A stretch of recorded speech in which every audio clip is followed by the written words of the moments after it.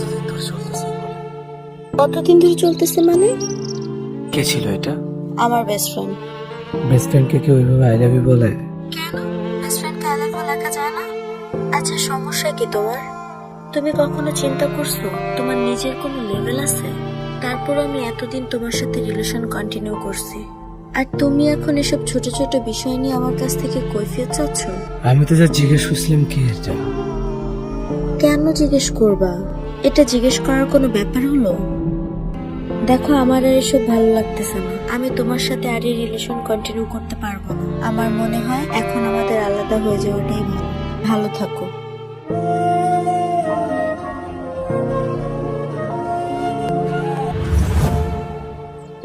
চুপ করে থাকবা? হঠাৎ ডাকলা যে? তোমার কথা অনেক মনে পড়ছিল তাই। হঠাৎ আমার কথা মনে পড়লো। বয়ফ্রেন্ডের সাথে কি ঝগড়া হয়েছে? ঝগড়া? কি হয়েছে? মানুষের জীবনের অনেক ভুল থাকে। আমার জীবনের সব থেকে বড় ভুল হলো তোমাকে কষ্ট দেওয়া। তোমাকে ছেড়ে যাওয়ার পর তার সাথে খুব ভালোই চলছিল, কিন্তু সে কখনো আমার ভালোবাসার মূল্য দেয়নি। হঠাৎ একদিন সে আমাকে ডাকে, তার বন্ধুর বাসায় নিয়ে যায়। তারপর সে এক পর্যায়ে বলে ভালোবাসার প্রমাণ দেওয়ার জন্য। আমি পারিনি ভালোবাসার প্রমাণ দিতে, যার জন্য সে আজ আমার সাথে নেই। আমি ভুল করেছি, তোমাকে অনেক বেশি কষ্ট দিয়েছি, কিন্তু তোমার মায়াটা আমি এখনো কাটাতে পারিনি। মায়া, তুমি ছেড়ে যাওয়ার পর ভাগ্যেস তোমার সাথে কখনো দেখা হয়নি আমার। দেখা হলে হয়তো তুমি আমার চোখের নিচের কালির মায়ায় পড়ে যেতে। তোমার ইচ্ছে হতো ভীষণ যত্নে আমার চোখের নিচে লেপ্টে থাকা কালির দাগ মুছে দিতে।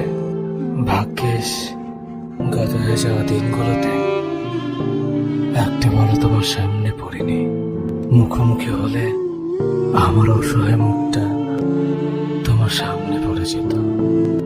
তা দেখে তুমি নিজেকে সান্ত্বনা দেওয়ার ভাষা হারিয়ে ফেলতে। তোমার ইচ্ছে হতো এই অসহায় মুখটার হাসির কারণ হয়ে বারবার ফিরে আসতে। দুজনের পথ আলাদা হওয়ার পর তুমি পিছু ফিরে না তাকিয়ে ভালোই করেছ। যদি তাকাতে তুমি দেখতে পেলে তুমি না কতটা বিষাদের প্রতিটি দিন কাটে আমার। তোমার ইচ্ছে হতো সব ভুলে আবার আমার জীবনটা রাঙিয়ে দিতে। সম্পর্কের নাম পাল্টে ফেলার পর ভাগ্যে সে অবাঞ্ছিত সম্পর্কের স্মৃতিগুলো কখনো মনে পড়েনি তোমার। নয়তো তিল তিল করে এতদিনে গড়ে ওঠার সম্পর্কটার মায়া ত্যাগ করে এত সহজে বেরিয়ে আসতে পারতে না।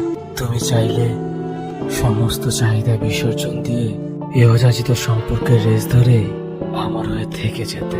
এই সব কিছু হয়নি বলেই তোমার আমার বিচ্ছেদটা নিশ্চিত হলো। খুব সহজে যে সম্পর্কের ইতি টেনে ফেলা গেল।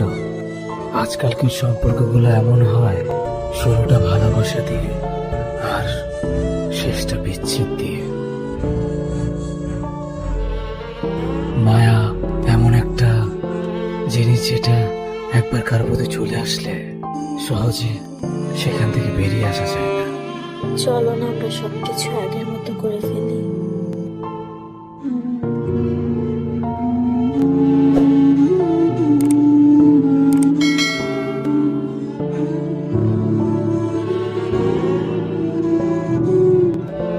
নতুন করে আর কারণ মায়ায় পড়তে চাই না।